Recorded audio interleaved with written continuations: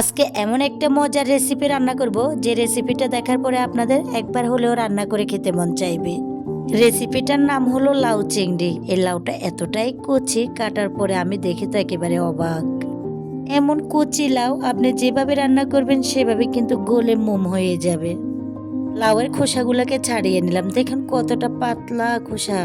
এত মজা, লাউয়ের খোসার ভর্তাও খাওয়া যায় মজা করে। এখন আমি লাউটাকে সুন্দর করে পিস পিস করে কেটে নেব। লাউটা আমি বেশি পাতলা করব না, যেহেতু লাউটা একেবারে কচি, একটু মোটা মোটা করে কেটে নেব। লাউয়ের খোসা দিয়ে ভর্তা করে খাওয়া যায়। আমি কিন্তু একদিন ভর্তা করে আপনাদেরকে দেখিয়ে দেব।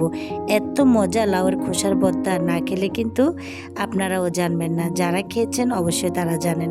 লাউটা খুবই ঠান্ডা সবজি, এই সবজিটা শরীরের জন্য অনেক ভালো। এখানে আমি চিংড়ি মাছ কিনে নিয়ে আসলাম শুধু এই লাউ দিয়ে রান্না করব বলে। চিংড়ি মাছগুলোকে আমি সুন্দরভাবে কেটে ধুয়ে পরিষ্কার করে নেব। লাউয়ের সাথে চিংড়ি না হলে তো জমে না, তাই তো আজকে লাউ দিয়ে চিংড়ি রান্না করব। এত দারুণ হয়েছে, আপনাদেরকে কিভাবে আমি রান্না করলাম সবগুলো শেয়ার করব।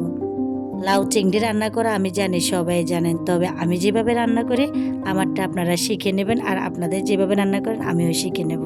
এখানে আমি পরিমাণ মতো তেল দিয়ে তেলের মধ্যে পেঁয়াজ আর কাঁচামরিচ দিয়ে দিলাম, দিয়ে ভালোভাবে বাদামি করে নেব।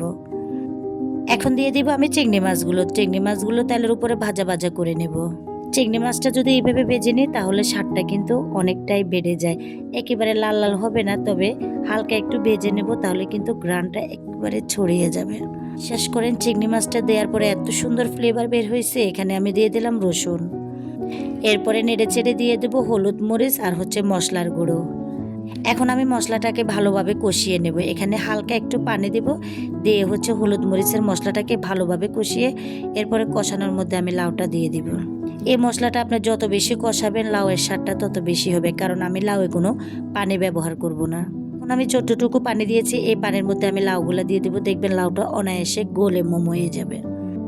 এমন মজাদার লাউ রান্না করতে কার না ভালো লাগে। এই লাউটা কিন্তু এত কচি, আর বিশ্বাস করেন লাউ সবজিটা আমার খুবই পছন্দ। আমাদের প্রিয় নবী হযরত মুহাম্মদ সাল্লাল্লাহু আলাইহি ওয়াসাল্লামের প্রিয় সবজি ছিল লাউ। আমি জানি তোমরা সবাই কিন্তু লাউ পছন্দ করো, লাউ সবজি পছন্দ করে না এমন মানুষ খুঁজে পাওয়া যাবে খুবই কম।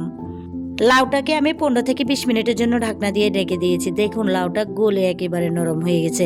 এখন আমি 2টা টমেটোকে ফালি করে রেখেছি, টমেটোগুলো দিয়ে দিব। এটাই কিন্তু সিক্রেট, লাউয়ের ভিতরে যদি আপনি টমেটো দেন লাউয়ের স্বাদটা আরো বেড়ে যাবে। এত মজা। তো যে আজকে আমার বাসায় কিন্তু ধনিয়া পাতা ছিল না, যার জন্য আমি ধনিয়া পাতা দিতে পারিনি, তবে টমেটো দেওয়াতে ধনিয়া পাতার মজাটা চলে এসেছে।